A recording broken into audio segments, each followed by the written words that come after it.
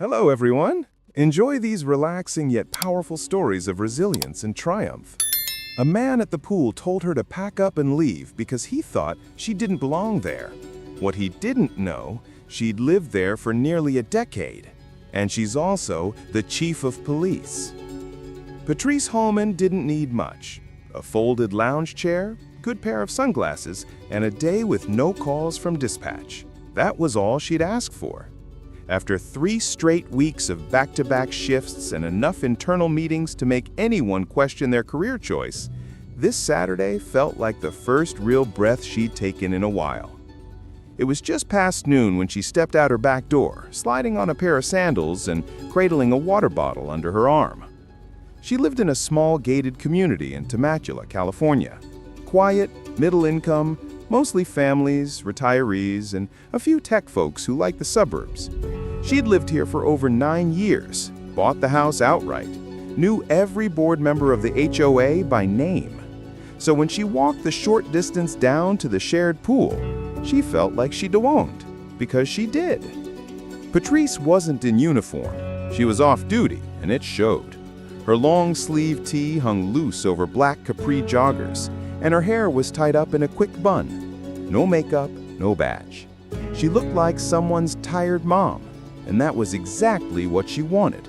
Normals. She stepped through the iron gate and waved at the lifeguard, a college kid named Luis, who'd greeted her a dozen times before. He gave her a nod and a "Good afternoon, Miss Holman." She smiled, found a chair near the shallow end, and sat down with a quiet sigh. The pool was only half full. A couple of older couples were reading paperbacks. Kids splashed near the edge, and a young mom in a sundress was trying to coax her toddler into floaties. It was peaceful, warm, still. Patrice closed her eyes for a moment. She wasn't thinking about work. Not about the officer who'd filed a late report. Not about the new recruits she was supposed to evaluate. Not about the politics from City Hall. Just the sun, the occasional burst of laughter, the rhythmic splashing of water. If this story already has you thinking, do us a favor. Tap the like button, share it with someone who needs to hear it, and don't forget to subscribe to RVM Black Struggles for more real stories that resonate. Minutes passed. She wasn't asleep, just resting. Then footsteps once, coming closer. She opened her eyes slowly. A tall white man in khaki shorts and a tucked-in polo shirt was standing not far from her chair. He wasn't smiling, wasn't holding a towel, didn't look like someone enjoying a day at the pool. He looked like someone looking for a problem. "Excuse me," he said, his voice laced with polite sarcasm. "Do you live here?" She blinked, sat up slightly. "Yeah, I do." "Really?" he replied, folding his arms across his chest. "Because I've never seen you here before. This pool's for residents only." Patrice studied him. No one else seemed to notice the conversation yet. She looked him over, newly printed HOA pamphlet peeking out of his pocket. Not a drop of sweat on him. Maybe this was his first summer here. "I live 3 houses down," she said calmly. "Been here almost a decade." He gave a short laugh, the kind that was less about humor and more about disbelief. "Right, and you just happened to wander in." "No," she replied, still seated. "I used the gate like everyone else." The man's jaw tightened slightly. "You know, we've had some issues with people sneaking in from outside. You'd understand why I have to say something." Patrice took her head. "What's your name?" He hesitated for a beat.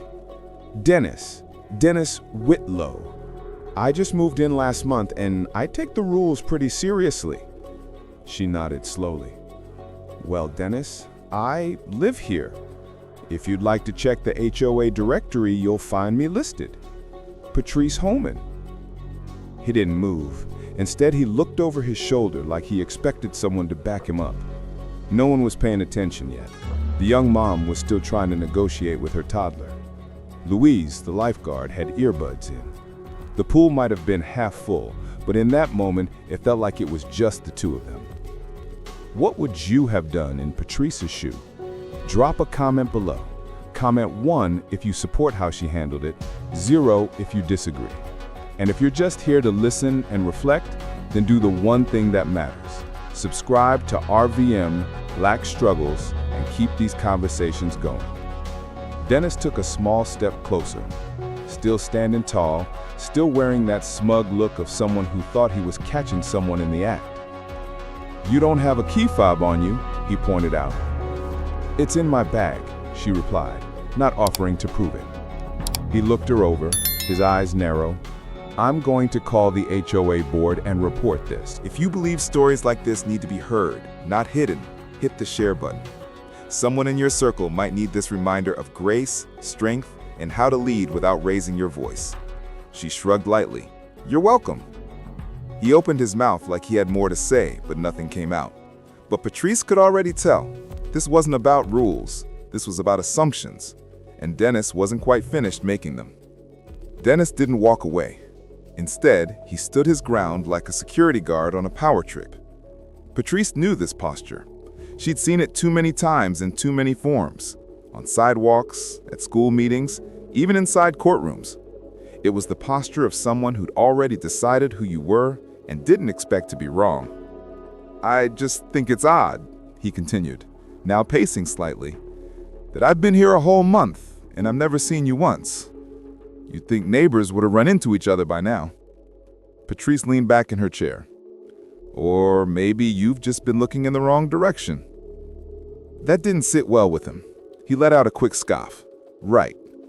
Look, you can make this easy, or we can call security and figure it out that way." She didn't move. "Dennis, I told you I live here." His voice got sharper. "I don't need attitude. And I don't need to be interrogated at my own pool," she said calmly, her eyes never leaving his face. There was a pause.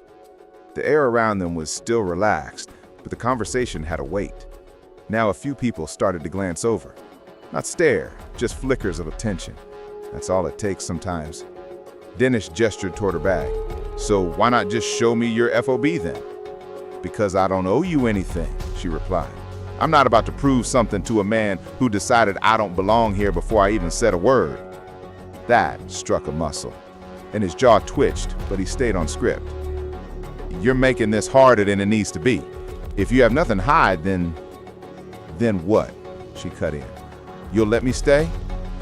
He hesitated, surprised that she'd spoken up so directly. Patrice wasn't angry, not yet. But she spent over 25 years in law enforcement. She trained officers in conflict de-escalation. She knew exactly what Dennis was doing, trying to control the narrative, force compliance, make her smaller so he could feel taller. "I don't need your permission," she added.